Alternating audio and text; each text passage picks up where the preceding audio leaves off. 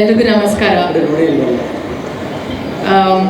ಈ ಒಂದು ಈವೆಂಟ್ಗೆ ಬಂದಂಥ ಎಲ್ಲ ಗೆಸ್ಟ್ಗಳಿಗೆ ನನ್ನ ನಮಸ್ಕಾರಗಳು, ಮಾಧ್ಯಮದವ್ರಿಗೆ ನಮಸ್ಕಾರ, ಹಾಗೆ ಇಲ್ಲಿ ನಿಂತಿರುವಂಥ ಪ್ರತಿಯೊಬ್ಬರಿಗೂ ನಿಮ್ಗೆಲ್ರಿಗೂ ನಮಸ್ಕಾರ.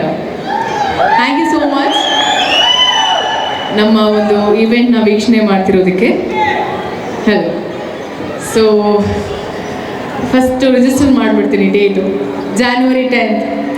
ಅದು ಹೇಳ್ತಾನೆ ಇರಬೇಕಾಗುತ್ತೆ ನಾನು ಶುಕ್ರವಾರದವರೆಗೂ. ಶುಕ್ರವಾರ ಆದಮೇಲೆ ಸಿನಿಮಾ ರಿಲೀಸ್ ಆಗಿದೆ, ನೋಡಿದ್ರ ಈ ಥರ ಮಾತು ಸ್ಟಾರ್ಟ್ ಆಗುತ್ತೆ.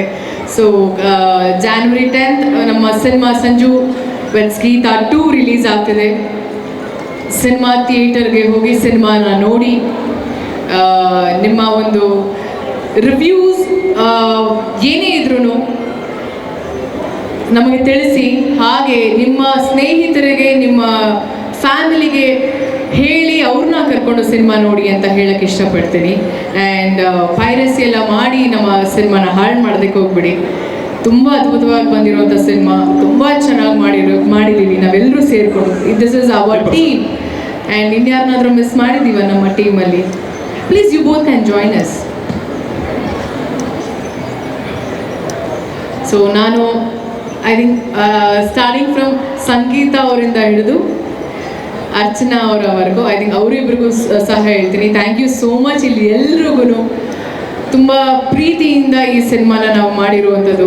ಆ್ಯಂಡ್ ಎಲ್ಲರೂ ಮುಖದಲ್ಲಿ ಒಂದು ಮುಗುಳ್ನಗೆ. And we all are very happy and satisfied ಒಂದು ಒಳ್ಳೆ ಸಿನಿಮಾ ಮಾಡಿದ್ದೀವಿ ಅಂತ.